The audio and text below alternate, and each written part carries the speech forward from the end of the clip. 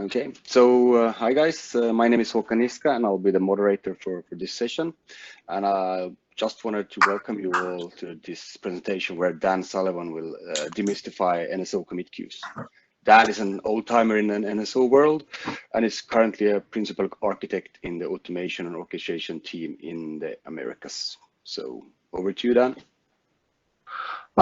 Thanks again, Håkan. Welcome everyone.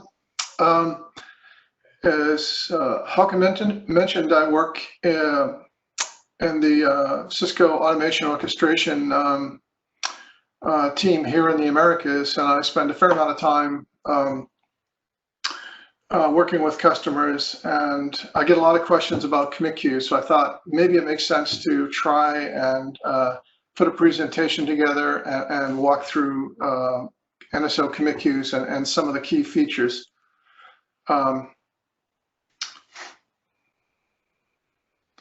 So essentially, NSO commit queues are used in many deployments, and customers are always asking questions about certain features. And so I hope here that we can sort of examine them a bit and maybe provide some explanation and actually a demonstration of the few key features and some concepts associated with NSO commit queues today.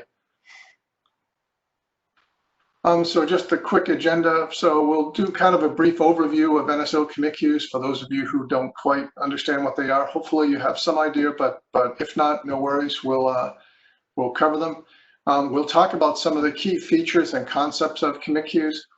And then we actually have sort of a demonstration where we'll actually be able to demonstrate some of the commit queues. And I have these sort of test scenarios queued up that we'll be able to run through and give you some visual demonstration of how they work and some of the key principles that we discussed today.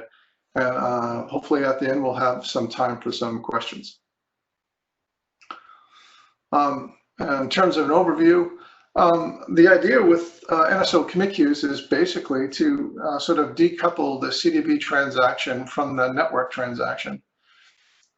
Typically, the CDB transaction is something that should take a short amount of time in comparison to the time it actually takes to program devices in your network.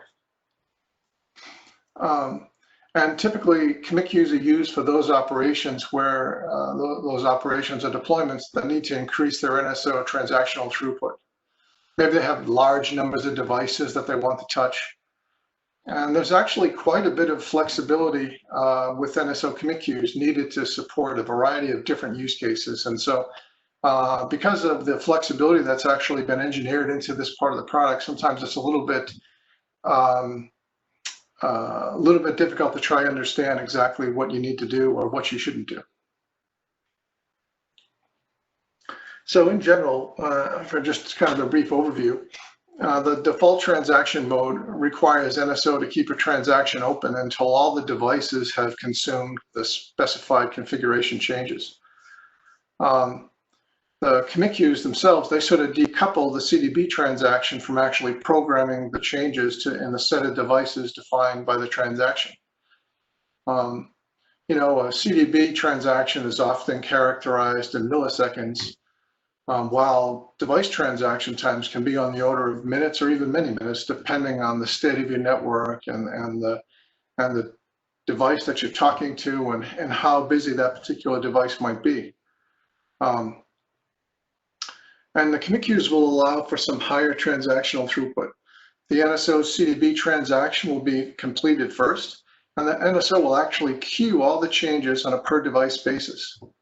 And then many devices can actually be programmed in parallel, allowing for higher transactional throughput.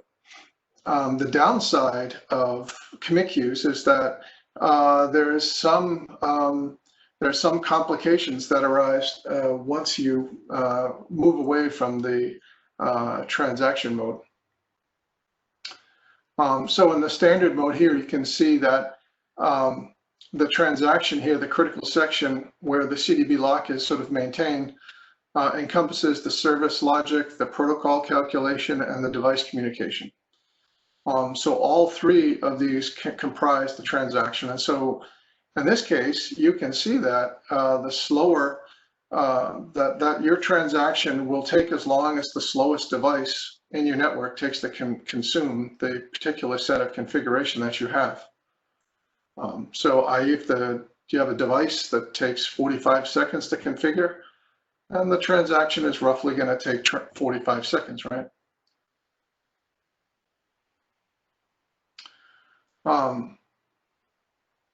You know, the commit queues, because they decouple the CDB transaction, you're going to get much higher throughput here. So let's back over that slide. So in commit queue mode, you can see here that the critical section is now limited to just the service logic and the protocol calculation. So now we have this ability for NSO to actually queue these transactions. Now, of course, the throughput is increased, but you lose part of the atomicity in the transaction. So if actually something fails, in other words, the CDB makes a change and then it pushes those changes and queues them for the devices, and the change fails in one of the devices, you have to do some work potentially to handle the failure cases. The commit queue features there's some commit queue features that have been added to actually help with this, and we'll sort of work through those. Let's talk about just some of the key features and concepts that we'll try to cover here today. In terms of the API, if you have looked at the API, you see that you have this option called sync or async. So you can do a commit queue synchronous or asynchronous. The sync or async settings are largely just an API constraint, so they don't actually really do too much to affect the operation of the actual commit queue, but they give the caller the ability to sort of have the same type of call. If they use synchronous, they can have the same call as they would have without commit queues, and NSO will actually not respond to a synchronous call until the devices have been programmed. Even though commit queues are used, the synchronous call will sort of give the appearance that that you're using NSO transaction mode. There's also a setting called atomic, and you can treat an entire transaction as atomic if you want, depending on which use case you're implementing. And atomic simply means that NSO will treat all the entries in the commit queue as one unit. So they will not be sent out to the available devices until all the devices are ready to actually consume them. One other thing that you need to consider with commit queues is the notion of error recovery.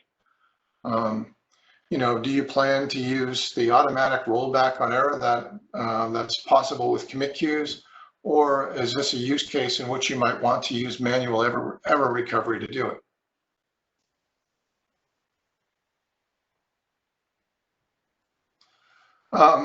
There's a few more. One key feature of commit queues that I find particularly useful is this notion of commit queue tags.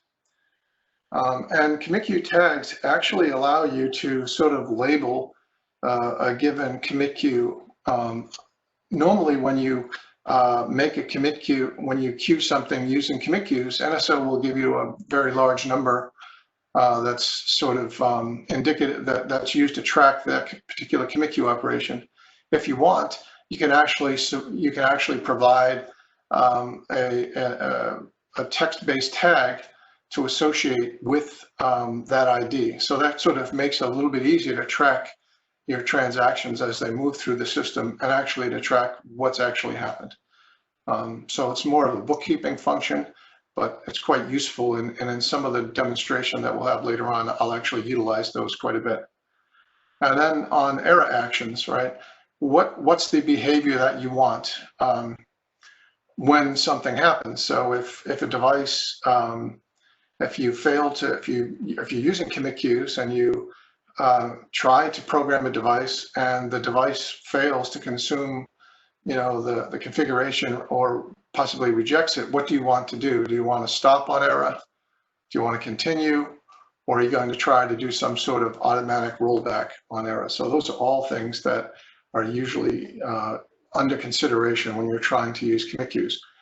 And in a given system, depending upon what you're trying to do, you may use any one of these settings interchangeably. It just depends on the outcome that you wish to have. So for this part of the session, I actually built some sort of scenarios to run through, and we'll sort of take a look at the test environment first, so I can explain here. And the goal here is that is to demonstrate some of the key features and the API usage of commit queues. Turns out that when you're using commit queues, it gets a little bit complicated. There's multiple steps involved, and so there's a couple ways to do it. One would be that I just type all this on a CLI. The likelihood that I would do that correctly and complete it in the time allotted is probably slim and none. So I need a slightly different way to do that. So I have a little Python engine that will read these predefined scenarios and sort of execute these multi-step scenarios for us so that we can actually see what's happening.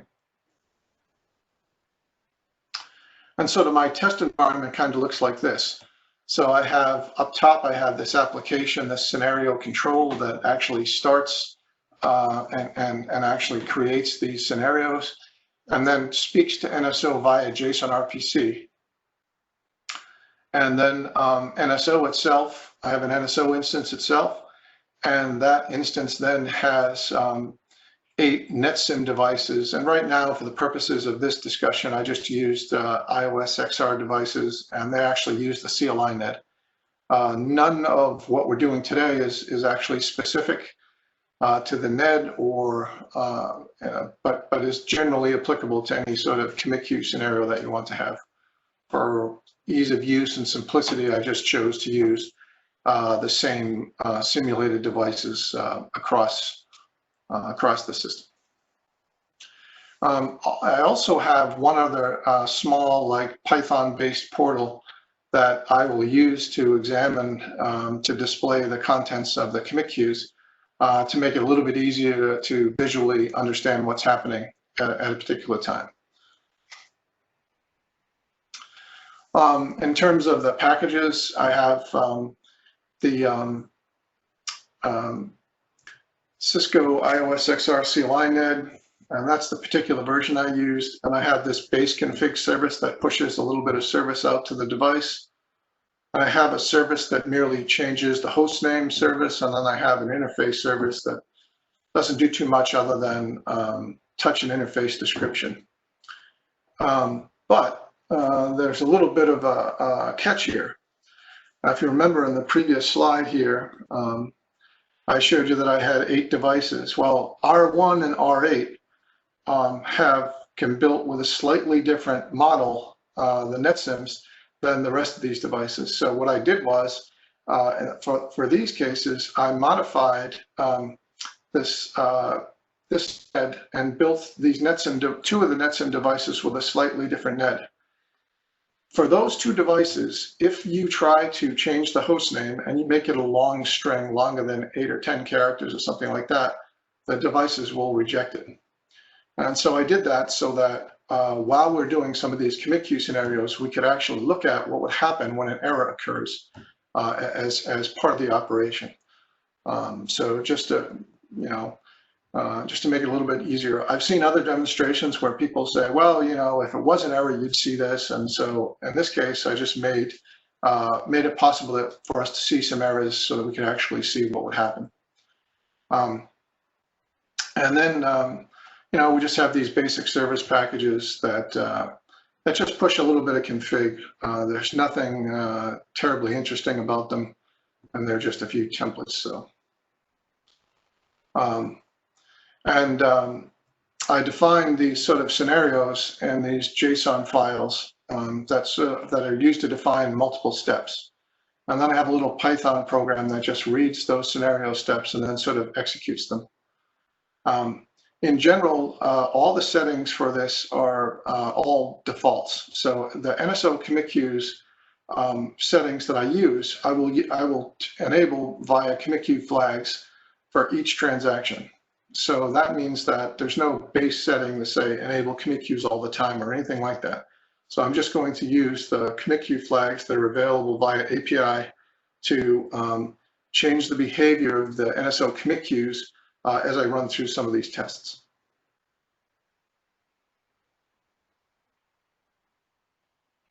So the first scenario is just this notion of async and sync flags. And so in this case, we will use R1 and R2. And what will happen is I will first try to commit a service using the sync flag. And I will actually give it a timeout. So if you check the API call for sync, you can actually specify a timeout. But when I start the test, I'm going to actually turn off those two NetSim devices so that, of course, when I try to actually send a commit queue operation to that device, NSO will not be able to actually find that device, it will not be able to push the transaction. And then we can examine the commit queues, and then we'll start those devices up and watch those commit queue operations actually complete. So I'm going to just pop out of the slides for a second here. And we can see over here now that here's my commit queue. So I have this scenario. If I type with this little Python program I have, if I type L, these are the sort of scenarios that I can run. So for now, I'm just going to specify the sync async one. And I'm going to start it up. And you're going to see here that we're quickly going to stop. First, you'll see that we stopped the NetSim devices. And you can see that we've created a service, created an interface service, and we're going to put a description in a particular interface. And we're actually trying to commit it now using a sync flag. So I've tried actually to commit the transaction. And what you can see here is that NSO is hanging, that this call hasn't returned, and finally it timed out. But what you can see is that here are the commit queue settings that I used. I used the sync flag, and I had a timeout of 20 seconds. I set the atomic flag, and that's my service tag is A. My service queue tag is service A, and my commit queue ID. So if I went over here and looked visually through the portal here, let's see. I gotta log in again.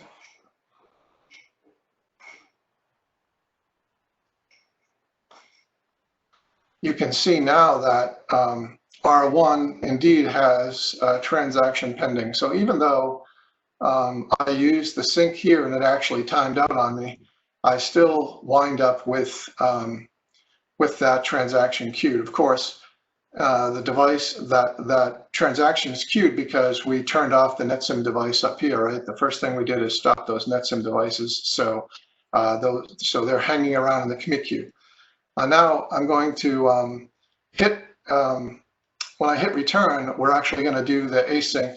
We're going to use async to do the same thing again. Now you can see here that that came back much quicker and didn't hang like the last one because we immediately queued it. If I were to go and refresh here, you can see now that that second transaction is now just queued waiting for it to reach the device. So if I hadn't specified a timeout, I'd still be waiting for a particular, if I had used sync and didn't specify a timeout, NSO would not return until, would not return for that particular calling thread until some progress was made. At this point, if I hit return, the commit queue will then, the next thing the scenario will do is re-enable and restart up those NetSim devices. And then what we hope to see is that these commit queue operations will then actually go through. And you can see that even though whether you're using commit queue, sync or async, there's not really a difference to the actual behavior of the commit queue itself. It has the same effect. One gives you a timeout possibility and the other will return right away. So now you see that it looks like everything drained. So if we were to refresh here, we see that both of those have gone now, and we see both of those listed in the completed commit queue. So both of those events actually went out and were sent to the device. So that was sort of the async and sync scenario. So pretty easy, not really anything to be done anything too complicated here. It's just using this async flag, or in the first time we used a sync flag and we did a timeout of 20. So you can decide from a calling perspective whether or not you'd like to return right away and somehow get an asynchronous notification, or whether you would prefer to use a block until either you get some extended timeout or actually the operation completes.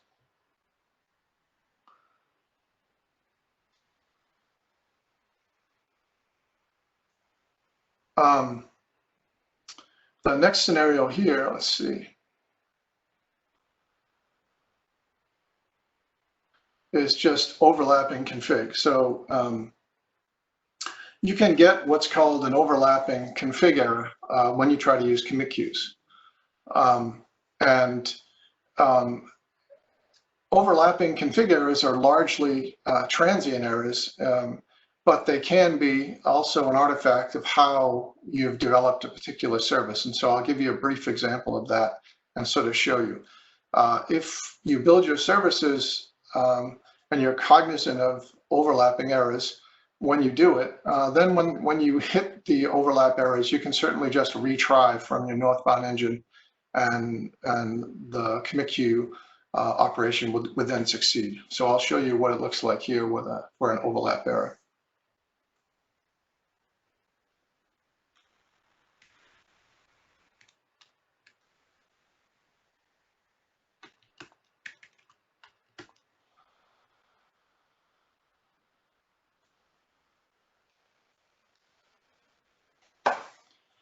So in this case, first thing we're going to do, just like in the previous scenario, is stop the NetSim devices so we can actually see what's going to happen. And in this scenario, we actually expect to see some overlap occur. So we have this interface service, and we can specify a device, and we can have a list of interfaces that we want to have in our service, which is a pretty common thing. Actually, I had a customer who ran into this very same scenario.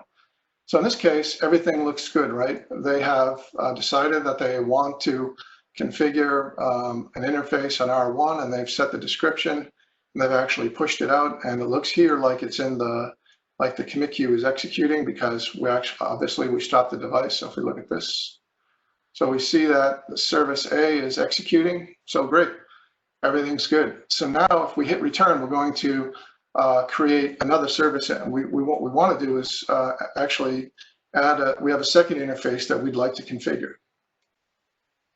So what we went and did was we added a second interface to the same service here. But before, instead of showing that instead of actually able to add that to the commit queue, we got an error basically saying that there's an overlapping service or device modification. So why did that happen? Well, if you look at it, the service we created here the first time is right here with interface 0300 has been pushed to the commit queue, but hasn't yet gone. When we modify that same service, what NSO is telling us is that, hey, you have config specified in here that hasn't yet been pushed to the device. So there's an overlap between these transactions, and NSO won't allow that, so it actually rejects it. When I hit return, NSO will let the transaction go through, and hopefully it cleaned up. So let's see. Yep. So now everything was completed that time. So what could we do? For this particular use case, all we want to do is configure two interfaces that have nothing to do with each other. And so in this case, the overlap was due to us actually creating that via our service. If we do the same thing, do something similar with no overlap. Let's try.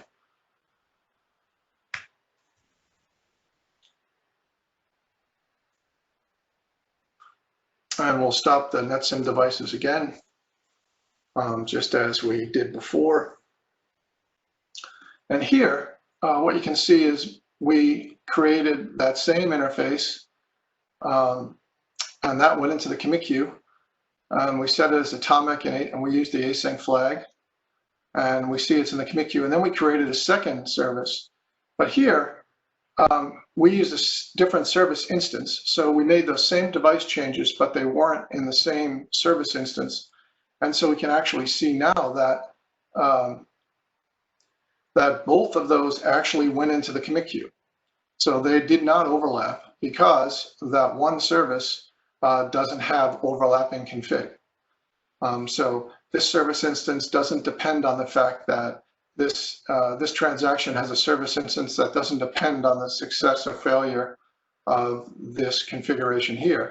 So there's no overlap between them. So you can see here that we actually avoided overlap just by the way that we designed the service. And so that's a sort of a good thing to keep in mind when you're building services is, do you plan on, rapidly creating services on the fly? So you might not want to have one large service instance with all your interfaces or something like that, because you can actually have this sort of overlap error occur. If I hit return again, we should see NSO, we should start up those NetSim devices, and we should see NSO actually push those changes out to the device.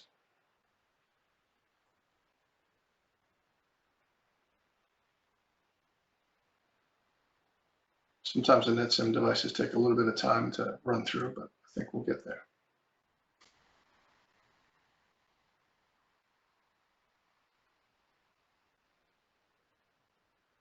And now you can see that those services did indeed go through successfully to the devices.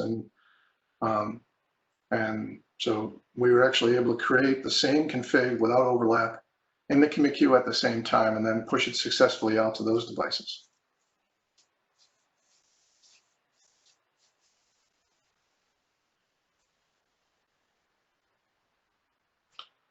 All right. So that scenario completed. So let's take a look at what we have next here.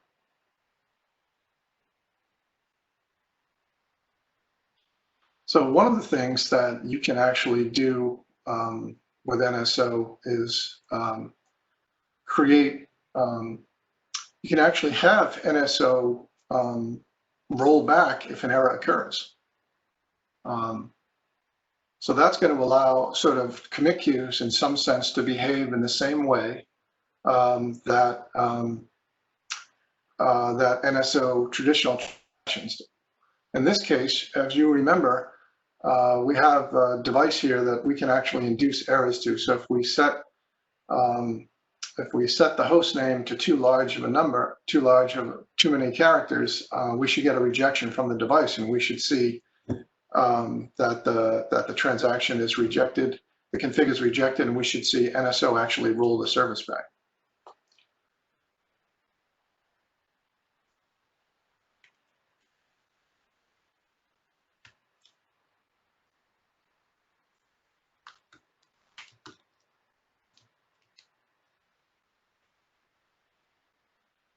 Instead of typing, I'm just going to cut and paste.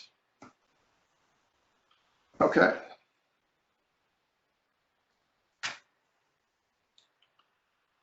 All right. So now we have we're going to create this host name service and touch 3 routers.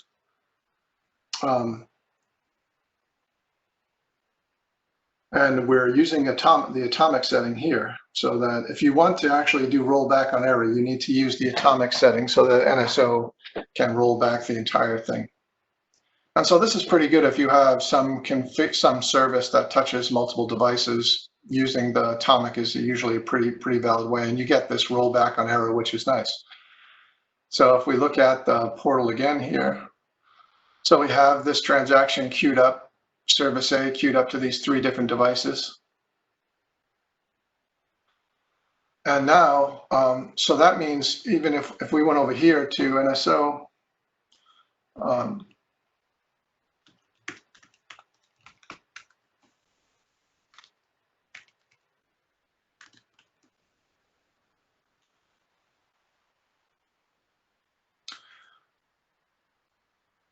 you can see that we have this service instance already created, right? So we've run through the service code, we've actually pushed it into the transaction. Now we're going to actually enable, the devices again and let them actually consume those changes. And since R1 was the only device we stopped, once we turn R1 on, we should see something happen.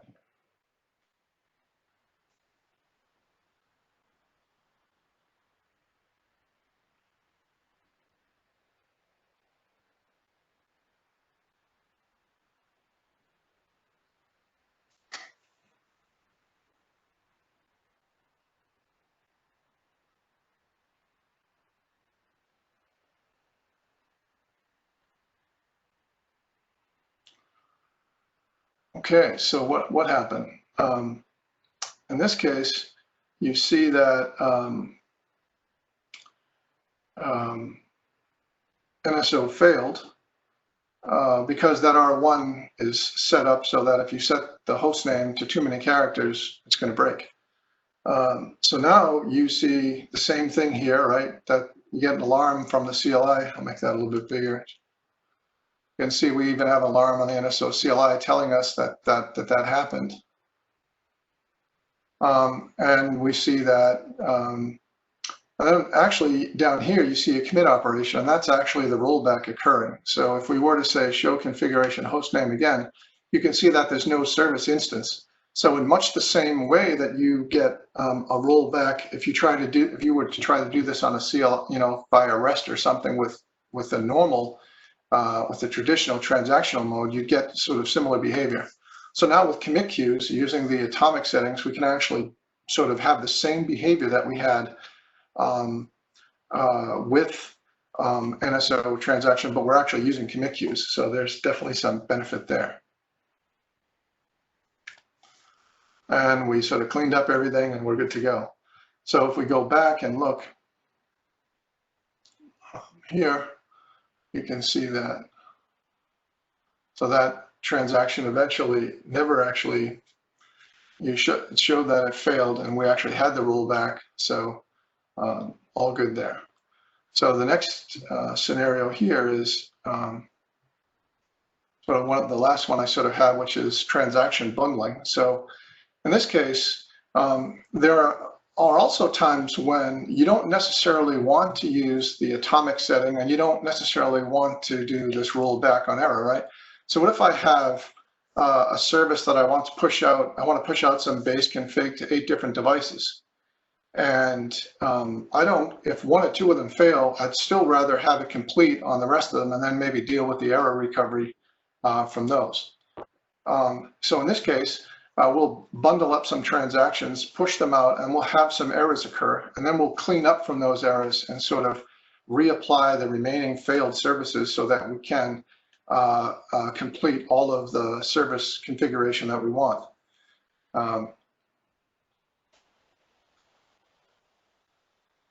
And so this is just called bundling here. So let's try this. And just before we go here, right, there's nothing in the commit queue, so we'll start up. In this case, we're going to stop all the NetSim devices. And in this case, we'll leverage the fact that we have those 2 devices that misbehave when you try to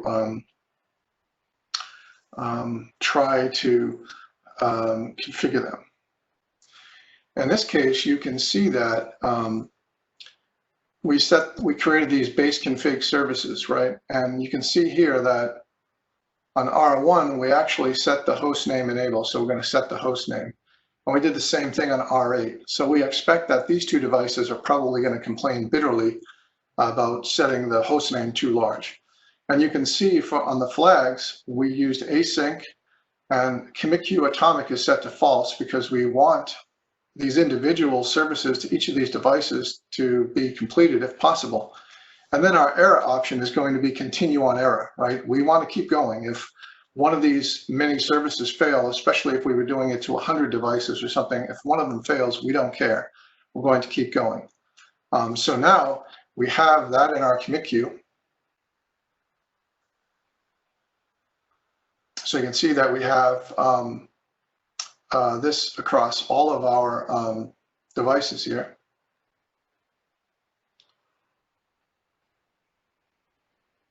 And now if we enable the commit queues again, what we should see is some succeed and some fail. So let's see what happens.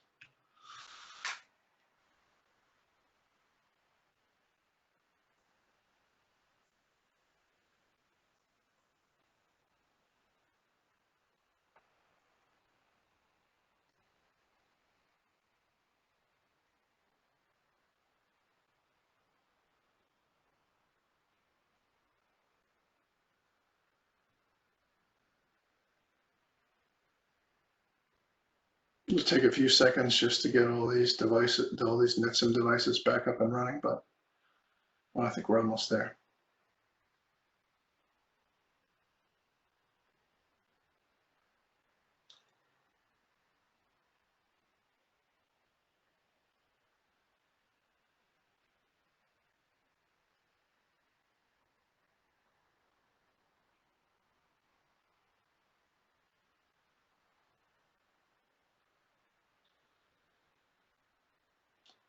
Looks like all the devices are up and running, so it should empty out shortly. And we'll just wait for NSO to decide it's time to touch those devices. Okay, and if we, so here's the transaction that we just sent through, and you can see that 2 of the devices failed. We had the rest of them succeed, which isn't so bad. So 6 out of our 8 devices were programmed successfully. Now we have to deal with the fact that these 2 devices failed. So the way that we'll do that, so we did see that we had some deployment errors, but here, now we have to manually recover because we didn't have rollback enabled. And in this case, you can see that we're going to do a sync from the failing devices. So we're going to make sure that the CDB matches what's actually in the network. So we did a sync from for those 2 devices. And of course, if you had a large enough device, you may choose to just do a partial sync from. But in this scenario, I just used sync from, but you could have easily done a partial sync from as well. And then I decided instead for these 2 failing devices, I'll modify the existing service config. And if you remember, the first time I did it, on the base config, I had the option to set the host name. So I disabled that flag in both of these. So I reloaded recreated my services. And I've committed those, and now I have those in the commit queue as well. So if I hit return, I should see those progress successfully. And so you can see here that there are certainly ways in which you can use commit queue error recovery, and there will be times when you say, it's now, I need to use atomic errors. I'm pushing out a VPN config, and it's important that I push out the entire service. So you might choose to use the atomic setting in that case.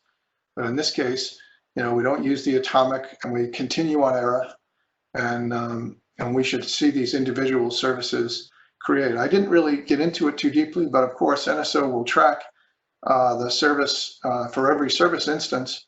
There will be some. NSO will actually keep some operational status associated with commit queues for every service activation that you do. And in this case here, if we redo this again, you can see that the recovery transaction went through, and I was actually successfully able to create the service on those 2 devices. And then here was the failing one that we first did. So just 2 different ways to use it. The previous scenario, we actually did the rollback. And this time we said, hey, we've got a large number of devices. We really want to maximize our throughput. Let's just let this thing rip. If something fails, we'll deal with it after in a similar fashion to what we just did. And the last thing that the last scenario that we'll run through quickly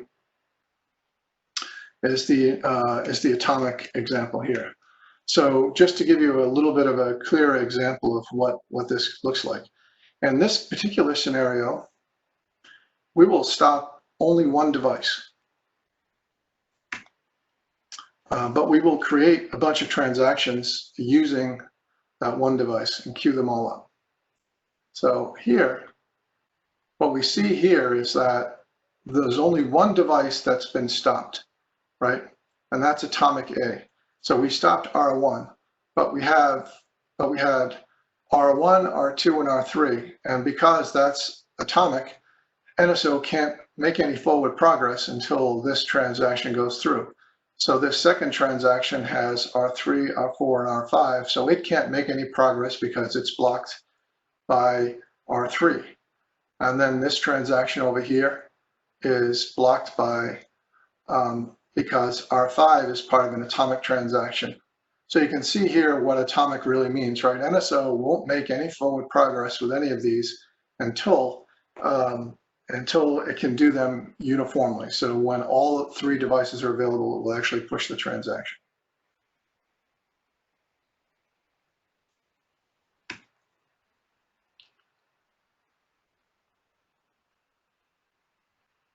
And now we'll just let it go, and we should see some of these transactions empty out quite quickly. So let's see what happens.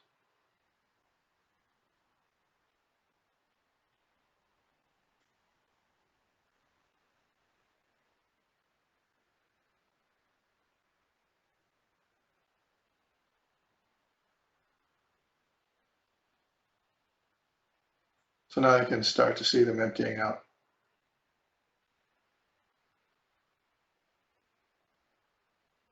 Oh, my portal broke. So now you can see that all the service is completed just the way that we want. So that's sort of the end of the demo that I have. Hopefully we have a few minutes if people have any questions.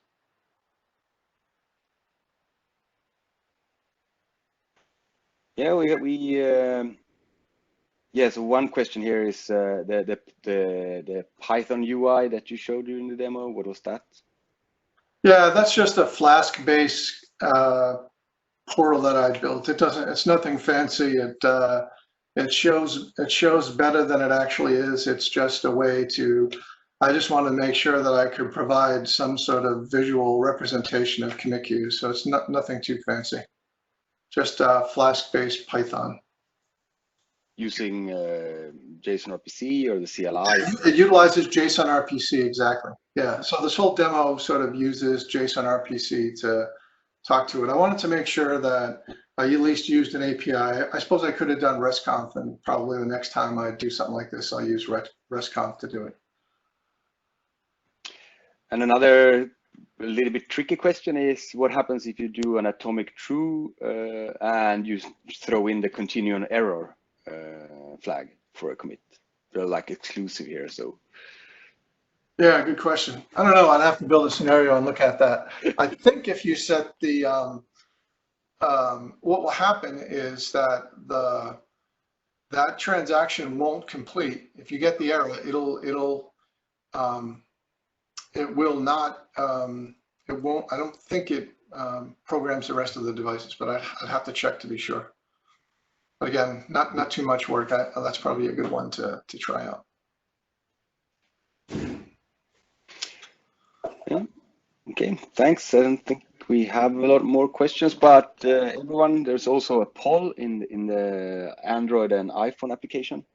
So if you go in there, there's 4 questions. We only have 8 votes so far, and we have 82 attendees. So please go in and vote, or answer the poll actually. Excellent. Oh yeah, so we have a last one question here. When do you have to purge a commit queue item, and how do you do it? Yeah, so you can do it via an API call. So you can do it via RESTconf, or you can do it via JSON RPC, and you would purge a commit queue item if you had stop on error. So if you had it stopped, or if you said, okay, well, you can simply purge the queue item. Another example would be, what if you had a whole bunch of configuration that you wanted to push to some device, and the device dies, and it's not coming back? Then you could go in and prune or purge a commit queue item and remove it, and you'd be just fine. Yeah, I could have put some. I was thinking about putting some more on that, but I wasn't sure how long of a demo I'd wind up with. So, but I may add some scenarios that demonstrate that as well. And will you put any of these stuff out on DevNet or anything like that on GitHub? Sure. Yeah, I probably put it on GitHub. Yes, I was. So I would have. It's on the Cisco internal one right now. I just had to go through the steps of releasing it on either some code with some of the NSO code is released on GitLab and stuff. It changed a little bit recently, so I just got to work my way through that. So the next day or two, I'll have it out there. Yeah, they're both synced, so it doesn't matter which one. Okay, it doesn't matter anymore. Okay. But yeah, exactly. Talking Oh, to- it's actually the GitLab that's synced to GitHub. So Yeah. Okay. so if you publish it there, it's going to be automatically Yeah. transferred to the other one. Okay. Yep. Definitely do that. Okay. Thanks. Yeah, and thanks for everyone for joining. And that was it. We're 20 minutes past. All right. Take care, everyone. Bye bye. Thanks for coming.